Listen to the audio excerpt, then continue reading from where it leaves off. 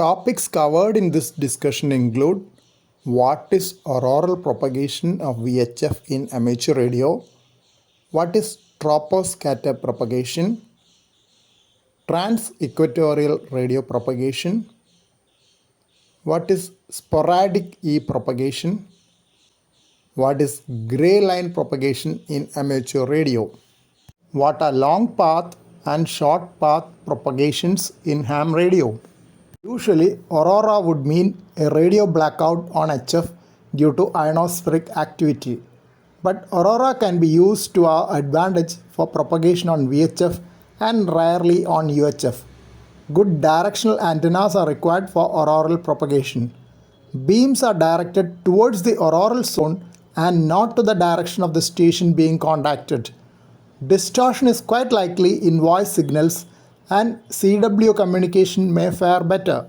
Contacts with stations up to 1800 kilometers away may be possible with auroral propagation on VHF. Suffix A like 57A is given for auroral signal reports, though the readability may not be truly 5. Digital communications do not fare well on auroral propagation. Though being a natural phenomenon, it can occur at any time. Aurora is more likely in February, April, July and October. Tropospheric scatter propagation is known in short as troposcatter propagation. Troposphere is the lowest layer of the atmosphere. Though troposcatter is typical at microwave or super high frequency or SHF band, it can also occur at VHF and UHF bands. The height of the troposphere is about 20 km near the equator, which comes to about 9 km in polar regions in summer. Height of the troposphere is more in summer than in winter. Troposphere can refract higher end of the radio spectrum. HF is reflected typically by the ionosphere, much above the troposphere. Tropospheric scatter was used mainly by the military prior to the era of satellites. When the transmitting and receiving stations point their antennas to a common scatter volume in the troposphere as shown in the illustration, troposphere refracts the signal towards the receiving station. Troposcatter may work from frequencies as low as 144 MHz to 10 GHz, and useful communication can occur from 100 km to 700 km. Typically, the transmitting power has to be high and the receiver quite sensitive as the signal loss is high in troposcatter. Yet, it is supposed to be a reliable mode of communication at the higher end of the useful radio spectrum. The angle between the two radio horizon rays is known as the scatter angle. The volume of intersection of the two beams is known as the scatter volume. Scatter volume will be high for low gain antenna with a wider beam and lower for a high gain antenna with a narrower beam. Transequatorial VHF propagation was first noted by radio amateurs in August 1947 when Mexican stations could work Argentine stations regularly across the equator in the late afternoon and early evening on 50 MHz. This occurred for a few more years during the maximum of solar cycle 18. Transequatorial propagation came down during the period of sunspot minimum and reappeared in 1955 and continued through the maximum years of solar cycle 19. We can expect similar conditions as we are heading for the maximum of solar cycle 25 in 2025. Two types of transequatorial propagation has been described.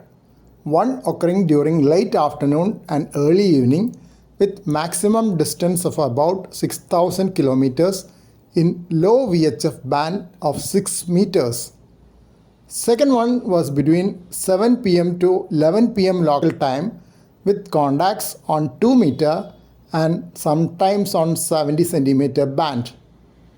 Mechanism by which transequatorial propagation occurs is the presence of equatorial anomaly which is a high concentration of electrons on either side of the equator in the region of 10 to 20 degrees latitude. The signals are reflected by one anomaly to the other and then back to the ground on the opposite side of the equator. So contacts are possible between stations equidistant from the equator. Sporadic E, known in short as EF, is an unusual form of radio propagation at VHF range using the E layer of the ionosphere. Normally, only F layer of the ionosphere refracts radio waves, usually those in the HF range, allowing long-distance radio communication. Sporadic E propagation occurs when small regions in E layer at 90 to 150 km reflects radio signals. This typically occurs from 3 weeks before to 3 weeks after the summer solstice on VHF bands, which normally allows only line of sight propagation. This would be from early June to mid-July in the northern hemisphere. Sporadic E propagation is especially sought after by radio amateurs working on 6-meter band for long-distance communications. Ionosphere containing ionized gas particles is located mainly in the thermosphere layer of the atmosphere, though it can extend inwards to the mesosphere and outwards to the exosphere. The lowermost layers of the atmosphere below the mesosphere are known as stratosphere and troposphere from above downwards. Ionosphere can extend from 60 to 300 km above the Earth's surface. 3 layers are F region, E layer and D layer.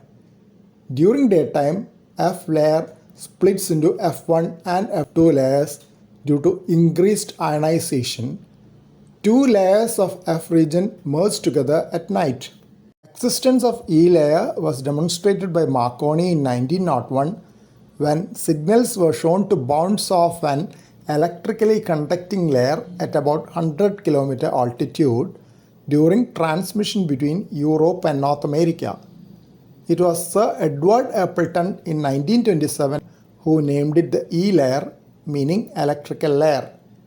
Later, additional conducting layers were discovered and named D layer inner to E layer and F layer outer to E layer. D layer disappears at night. Sporadic E propagation occurs in the frequency range of 25 to 150 MHz, which would include amateur radio bands of 2 meter, 6 meter and 10 meter. Communication may occur by a single hop along an ES patch or by multiple hops. Hops can occur from the ground back to the next ES patch, in which case the signal loss is more as the second hop is from the earth, which is lossy. One or more caudal hops can occur between the patches before the signal reaches the ground receiver. In that case, signal loss is lesser because lossy reflection from earth is not involved. Distance covered by hop from a single ES patch can range from 800 to 2200 km. Multiple caudal hops can take the signal from 2200 to 15,000 km.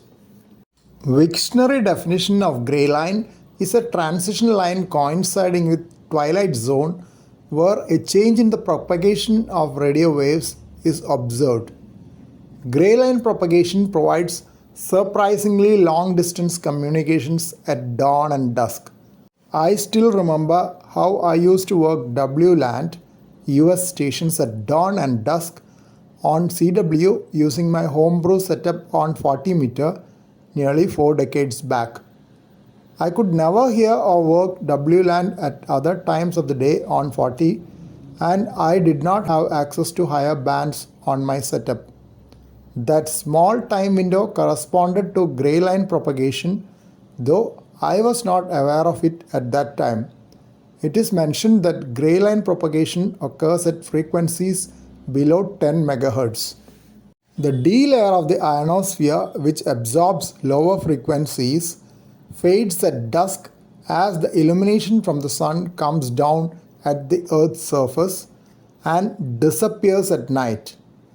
Ionization of the F layer is still better as it is at a higher altitude and gets illumination from the sun for a longer period. Moreover, as the air is thinner than D layer in the F layer, recombination of electrons with ions takes longer period. For these reasons, F layer permits long-distance communications at dawn and dusk. Gray line propagation is along the gray or twilight zone. This is how I was able to work WLAND on 40 meter during twilight, which is exactly on the other side of the globe for us. During sunrise, F layer gets ionized earlier than the D layer. So frequencies which get absorbed by D layer gets access to F layer during dawn and gets reflected for a longer distance, permitting DX communications. The gray line propagation does not apply to higher frequencies which does not get absorbed by the D layer of the ionosphere. That is why it is more likely to occur on 40 meter than 20 meter. It is mentioned that gray line propagation is most noticeable at the 80 meter amateur radio band. During my days of activity on HF nearly 4 decades back, I could not work any DX on 80 meter, possibly due to the limitations of my homebrew setup. Long path and short path are terminologies used during long distance radio communication by amateur radio operators. In long path propagation, the directional beam antenna is pointed in the opposite direction as the short path between the two stations on the globe.